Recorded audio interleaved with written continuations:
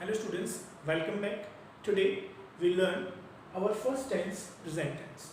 In our last video we discussed about the types of tense and now we start our first tense, present tense, and its first type, simple present, or we also call it present indefinite tense. But before we start, I want to talk about the basic structure which I mentioned in our second video. देखिए ये basic structure बहुत important है. मैंने आपको बताया था इसकी importance क्यों है, क्योंकि ये वो अरेंजमेंट है वर्ड्स का जो हमें क्या देता है, एक मीनिंगफुल सेंटेंस देता है. तो ये अरेंजमेंट हमें ध्यान रखना है. हमें पूरे अपने 12 टेंस में, 12 टेंस में इसी अरेंजमेंट को यूज़ करना है, अप्लाई करना है, जिससे कि हमारा सेंटेंस एक मीनिंगफुल बने. ये रहा वो सीक्वेंस. पहला रहता है सब्जेक्ट, फिर आती है हेल्पिंग वर्ब, फिर वर्ब, फिर ऑब्जेक्ट और लास्ट में अदर वर्ड्स. तो आप ध्यान रखें, ये सीक्वेंस हमें पूरे 12 स्ट्रक्चर्स में अप्लाई करना है. आपको 12 स्ट्रक्चर याद नहीं करनी है, आपको इस बेसिक स्ट्रक्चर का जो सीक्वेंस है वो ध्यान रखना है. एक और बात आप ध्यान रखें कि अभी हम लोगों ने जो बेसिक स्ट्रक्चर देखा है ये सिर्फ और सिर्फ अफर्मेटिव सेंटेंस के लिए हमने सीखा है. नेगेटिव और इंट्रोगेटिव का जो पार्ट है बहुत ही ईजी है. स्लाइड चेंजेस से आप आसानी से उसको चेंज कर सकते हैं, लेकिन पहले अफर्मेटिव सेंटेंस को बनाना बहुत ज़रूरी है. अगर आपने वो सीख लिया तो आप नेगेटिव और इंट्रोगेटिव बहुत आसानी से सीख पाएंगे. Okay, now let's talk about our first tense, simple present और प्रेजेंट इंडेफिनिट टेंस. अब इस टेंस का नेचर क्या होता है, किस तरह के वर्क, किस तरह की वर्ब्स इसमें हम एक्सप्रेस करते हैं. तो सबसे पहले हम बात करते हैं इस टेंस के नेचर की. यहाँ पे हम डेली हैबिट और फैक्ट्स ऑफ नेचर, मतलब यहाँ पे जो वर्क्स रहती हैं वो किस तरह की होती हैं. डेली हैबिट की मतलब जो हम करते हैं, हमारे जो डेली वर्क्स होते हैं. ठीक है, देखिए हैबिट वर्ड का मतलब क्या होता है. हैबिट मतलब होता है आदत, और आदत हम प्रेजेंट में बताते हैं जो हम करते हैं, हम या फिर कोई और सब्जेक्ट. हम सभी सब्जेक्ट हैं और हम अपनी डेली हैबिट को बताने के लिए किस टेंस का यूज़ करते हैं, सिंपल प्रेजेंट का यूज़ करते हैं. या फिर फैक्ट्स ऑफ नेचर, नेचर प्रकृति के जो फैक्ट्स होते हैं उन्हें भी बताने के लिए, उनकी आदतों को बताने के लिए हम किसका यूज़ करते हैं, सिंपल प्रेजेंट या प्रेजेंट इंडेफिनिट. जैसे राम सुबह नाश्ता करता है, ये क्या है, ये उसकी आदत है, उसकी डेली हैबिट है, जिसमें वो कौन सा वर्क कर रहा है, नाश्ता करने का. फैक्ट्स ऑफ नेचर, इसका एग्जाम्पल देखें. सूर्य पूर्व दिशा से उदित होता है, ये क्या है, उस नेचर की एक फैक्ट है और उसकी वो हैबिट भी है. सूर्य का उदय होना एक फैक्ट है, एक नेचर का फैक्ट है और वो उसकी आदत भी है. तो daily habit of subjects and facts of nature, इस नेचर को हम किसमें शो करते हैं, किसमें एक्सप्रेस करते हैं, सिंपल प्रेजेंट या प्रेजेंट इंडेफिनिट टेंस में. ध्यान रखेंगे, हैबिट मतलब जो हम करते हैं, जो सब्जेक्ट करता है, और फैक्ट्स ऑफ नेचर जो होता है वो हम किसमें बताते हैं, प्रेजेंट सिंपल में बताते हैं.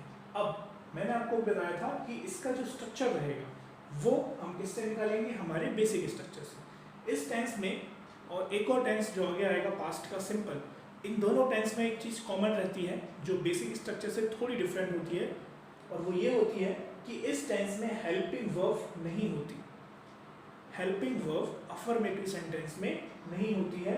किस टेंस के लिए, सिंपल प्रेजेंट के लिए. और जब हम पास्ट टेंस पढ़ेंगे तो उसमें भी सिंपल पास्ट में हेल्पिंग वर्ब अप्लाई नहीं होती.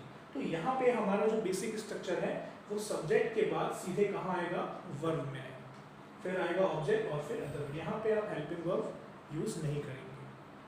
ओके, एक और चीज़ मैं आपको बताना चाहता हूँ. हमारे पास टोटल 12 टेंस है और इन 12 को मैं डिवाइड करता हूँ 10 और 2 में. ये 2 टेंस वो टेंस रहेंगे जहाँ पे आप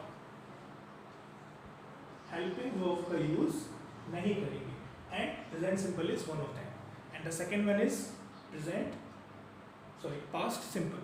प्रेजेंट सिंपल और पास्ट सिंपल, ये 2 टेंस ऐसे रहेंगे जहाँ पे हेल्पिंग वर्ब यूज नहीं होती है. वहाँ सीधे आप क्या आएगा, सब्जेक्ट के बाद वर्ब आएगा. इन अफर्मेटिव सेंटेंस होंगे. ठीक है, ओके.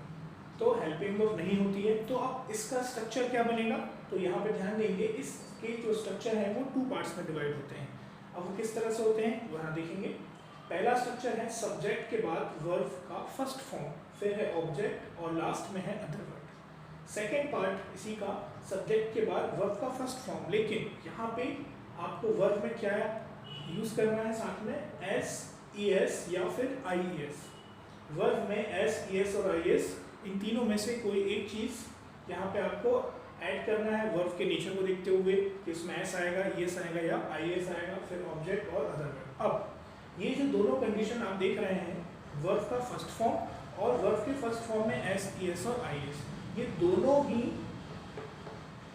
जो एक कंडीशंस हैं ये डिपेंड करती हैं आपके सब्जेक्ट। आपके सब्जेक्ट डिसाइड करते हैं कि वर्ब फर्स्ट फॉर्म पे रखनी है या फर्स्ट वर्ब की फर्स्ट फॉर्म के साथ एस, ई एस और आई एस को अप्लाई करना है। तो वे कौन से ऐसे वर्ब हैं, वे ऐसे कौन से सब्जेक्ट्स हैं जहाँ पे आपको वर्ब में एस, ई एस और आई एस को लगाना है, और वे कौन से सब्जेक्ट हैं जहाँ पे वर्ब सिर्फ फर्स्ट फॉर्म पे आती है। तो उसको ध्यान रखना है ये चीज, वर्ब का फर्स्ट फॉर्म या वर्ब के फर्स्ट फॉर्म के साथ एस, ई एस और आई एस। सब्जेक्ट्स के पर्सन भी, ठीक है, सब्जेक्ट का पर्सन क्या है, फर्स्ट है, सेकंड है, थर्ड पर्सन है, उसके अकॉर्डिंग डिसाइड किया जाता है कि वर्ब में S, E S, I S लगेगा या सिर्फ वर्ब फर्स्ट फॉर्म पे लगेगा। तो वो कौन कौन से ऐसे सब्जेक्ट्स हैं जिसमें आपको वर्ब में एस, ई एस और आई एस लगाना है, तो वो है third person singular number. Third person singular number में आपको क्या यूज करना है, ही, शी, इट, ने। अगर ये सब्जेक्ट्स आपको दिखाई देते हैं तब वर्ब किस फॉर्म पे आएगी, S, E S, I S के साथ फर्स्ट फॉर्म पे आएगी, ठीक है। अब एस लगेगा, ई एस लगेगा या आई एस लगेगा, वो डिपेंड करता है हमारे दिए गए वर्ब के नेचर पे, वो किस टाइप का वर्ब है उसके अकॉर्डिंग वहाँ पे एस, ई एस और आई एस आपको अप्लाई करना है। फिर अगर आपका जो सब्जेक्ट है वो फर्स्ट पर्सन या सेकेंड पर्सन सिंगुलर हो या प्लूरल हो, और थर्ड पर्सन प्लूरल नंबर, इन सब्जेक्ट्स के साथ आपको वर्ब किस फॉर्म पे लगानी है, फर्स्ट फॉर्म पे लगानी है। ध्यान रखेंगे, थर्ड पर्सन सिंगुलर, सिर्फ सिंगुलर थर्ड पर्सन के साथ एस, ई एस और आई एस आता है, और प्लूरल थर्ड पर्सन जो है वो किसके साथ आएगा, वर्ब के फर्स्ट फॉर्म के साथ आएगा। और इसके अलावा first person, second person, singular या प्लूरल जो भी होगा उसमें से वर्ब का फर्स्ट फॉर्म आएगा। तो वो सब्जेक्ट्स कौन कौन से हुए, आई, यू, वी, दे, ये वो सब्जेक्ट्स हैं जहाँ पे वर्ब किस फॉर्म पे आती है, आपकी फर्स्ट फॉर्म पे आती है। First person, second person, third person, I hope आपको पता होगा, फिर भी मैं आपको ओरली उसको समझा देता हूँ। फर्स्ट पर्सन सिंगुलर मतलब मैं, आई, आई क्या है, first person singular. We first person plural है, सिंगुलर मतलब एक वचन, मैं सिंगल हूँ, फर्स्ट पर्सन, और उसी में अगर संख्या बढ़ जाती है तो वो हो जाता है प्लूरल नंबर, जैसे हम कहते हैं वी मतलब हम।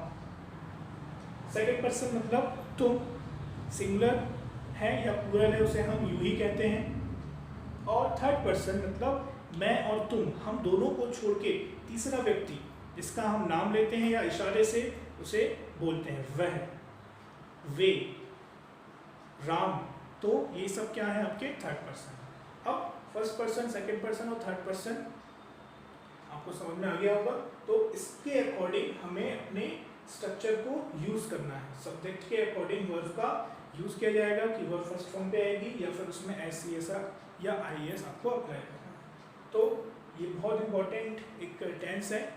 इस टेंस में हम लोग बहुत सारे सेंटेंस बनाते हैं, डेली हैबिट से रिलेटेड, नेचर के फैक्ट से रिलेटेड, तो ये बहुत अच्छे से आपको समझना है।